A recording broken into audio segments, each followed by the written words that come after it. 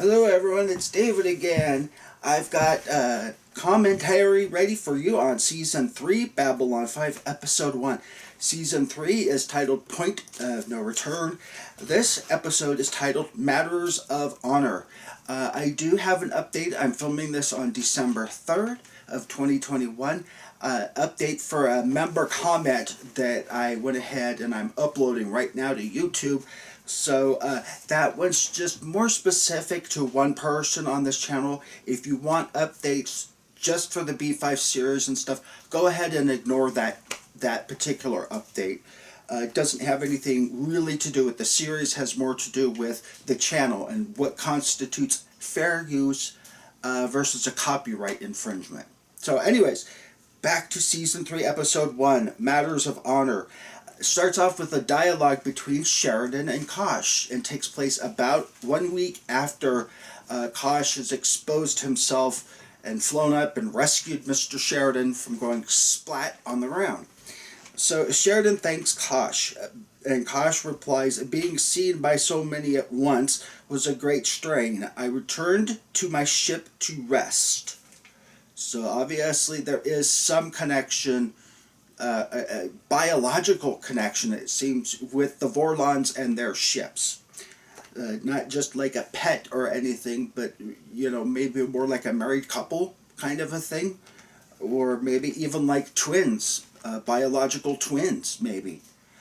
And Kosh goes on, "You have a question?" Basically, Sheridan says, "Why take the chance?" Kosh says, "It was necessary." It was necessary. 3 words. 3 words.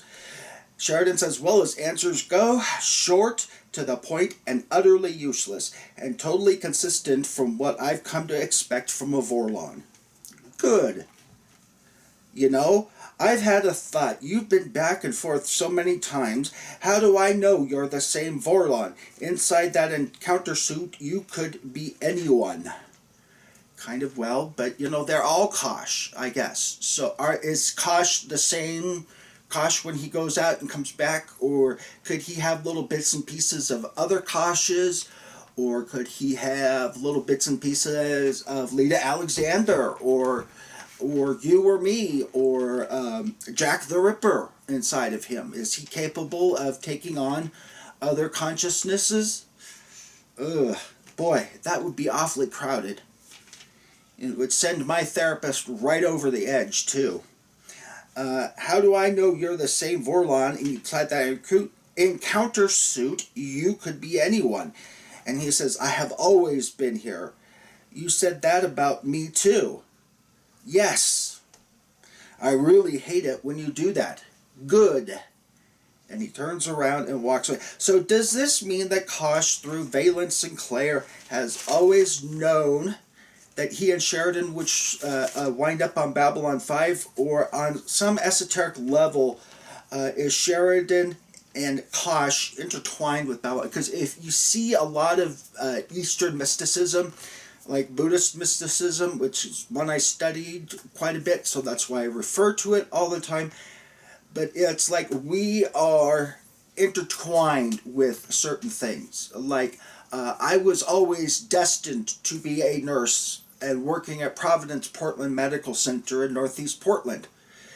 My destiny and Providence were intertwined. I had to go work there.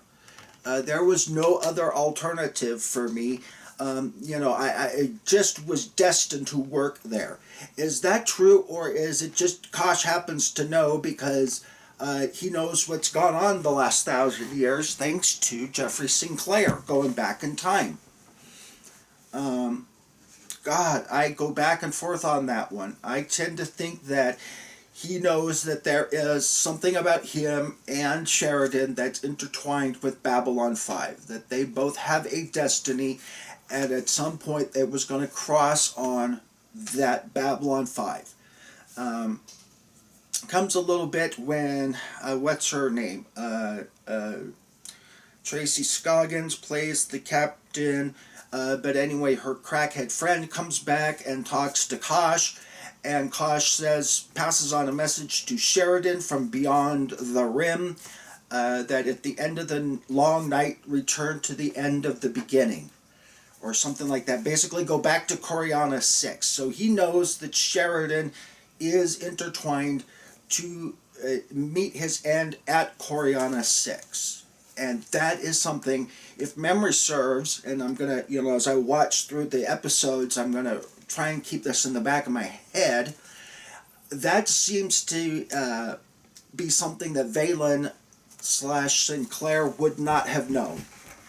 So, but if I'm wrong, go ahead and put it down below, because trust me, I've been wrong before. All of a sudden, we zip on in after the introduction, and a Drazi ship is running a Centauri blockade, and a familiar voice says, "Eject me, eject me, get me out of here." And of course, as we all know, that familiar voice is Marcus Cole, who is played by Jason Carter. Also, by the way, we have Tucker Smallwood as David Endawi. I actually don't have access to my internet as I'm taping this, or as I'm recording some of this. Evidently what happened is a truck, I live in a small county, and a truck smashed into a telephone pole that has all the internet connections for all the main areas of my county. So all the internet in my county's been down for the last day and a half. So hopefully by the time I get to upload this, my internet will be back up. But should you want to look it up, his name is Tucker Smallwood, and he plays David Endawi. He's an agent from EA Intelligence, and he is going around to all the ambassadors. He's got Lieutenant Keffer's vid of the Shadow Vessel. Shadow Vessel sadly killing him. Can someone comment to me? I've also heard that, because if you see like Lieutenant Keffer, he's only in a couple of episodes and then he's done away with, rather, even though he's in the opening credits, and you would see to think that he would have a bigger role. And I've heard from the grapevine or down through the years that actually JMS did not want Lieutenant Keffer as a character. It was kind of forced on him for some reason by executives at Warner Brothers, so he killed him off as soon as he could. But anyway, David Endawi's going around to all the ambassadors. He starts off with Belen, and then he goes to Londo, and then he goes to Jakar, finally, after getting clearances from Garibaldi that he wouldn't be reported for doing so. Anyway, it kind of reminds me of the blind men who are put in a room with an elephant. It's basically a group of blind men are put in a empty room with an elephant, and one is put right at the tusks, one is put at the trunk, and one is put behind the legs, and they're each asked to describe what it is they're feeling. Well, of course, they're all going to come up with something different, but they're all describing the same thing. And it kind of reminds me of, Londo and Jakar and Delenn and all of those. They're all describing the same thing, but they all have vastly different descriptions. So comment on that down below. We zip on in, and Dr. Franklin is in a new med lab. Good Lord. A lot of, it kind of reminded me of a lot of the hospitals now. You notice how they're springing up new buildings and all that stuff? As they get, in the United States bought out by mega corporations, they're all springing up. A lot of that has to do actually with my retirement account. What happened was we were only getting paid like 5% in our hospital retirement account interest rate. And what happened was we found out the hospital was taking our money and investing it in stocks and speculative stocks, and they were getting between 15 to 20% interest. And they were paying us 5%, saying, "Oh, we're just investing in government bonds. Oh, it's not, worth that much. So, this is very safe. Don't worry about your account. It will always be there for you." And then we found out during the 2007 crash and later that what they were doing was investing in speculative stocks. They were making money hand over fist, and being a non-profit, they had to turn around and do something with that money, or they were going to get nailed in taxes and lose their non-profit status. So they decided to invest in all of these new. We got a new cancer center, nice 7-story building, 8-story building. Actually, it was 9, I think, if you count all the administrative offices. Been to it, very nice. My brother-in-law stayed there when he unfortunately got cancer. Great. And it turned out they were taking it, and it was all built with my retirement fund. And then they had to turn around and screw us out of our retirement fund because they ended up losing over $1.5 billion during the stock market crash. But I digress. This is Babylon 5. Anyways, so Dr. Franklin finds the Ranger symbol on Marcus and disappears. Morden and Londo get together, and Londo wants nothing more to do with the shadows. So he says basically, Mr. Morden, we have danced our last dance, and I believe you have got it surrounded. Okay, that's where that mem comes from. And then all of a sudden, because they're in the Zocalo, there's dozens, if not hundreds of people there, very public. Mr. Morgan gets up to go, and all of a sudden you hear the shadow hissing, I guess would be the term I would describe it as. There has to be some sort of psychic connection between them, because how would everybody else not hear them? They're in the middle of a huge bazaar, there's tons of people, and even Londo can't seem to hear them. So to me, that implies some sort of psychic connection between Morden and his shadow associates. Comment down below what you think on that one. But let's see here. They end up basically sitting down and dividing up the galaxy. With one exception, Zagros 7. And basically he says, you don't want to be there when my associates come from Zagros 7. And we all know that there is a ranger base, and that's why Marcus was sent out to get help from Sheridan and the others to save the rangers, so they don't get smoked when the shadows come. But if you notice also the red section for the shadows, and then kind of like a bluish-greenish section for the Centauri, there's also kind of like this white section, kind of like a no man's land. I'm wondering if that's the Vorlon world. They weren't allowed to go after the Vorlons. They were being saved for the last little bit by the shadows. Could be. That's kind of where I downplayed it, or played it off as. Later, David Endawi is going to interview the other ambassadors.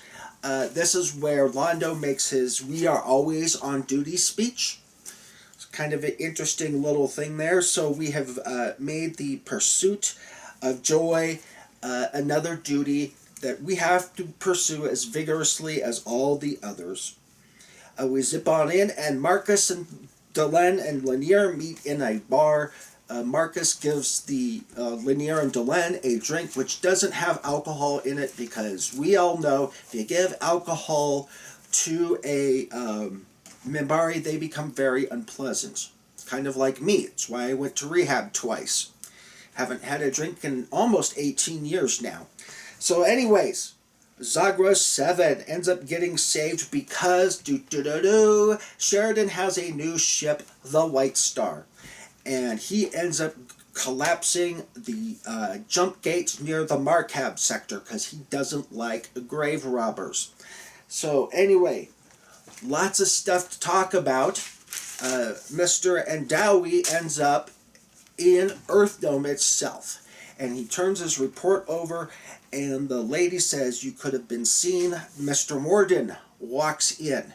So Morden, a Psychop, and this other lady, don't know if she was a senator or what, but anyway, it seems as though there are shadows on Earth manipulating the strings behind the scenes, and it appears very strongly we're getting hints that now Psychor is somehow being manipulated by the shadows. And we'll get more information on that later when, surprisingly enough, Alfred Bester comes to get rid of the shadow influence on Psychor.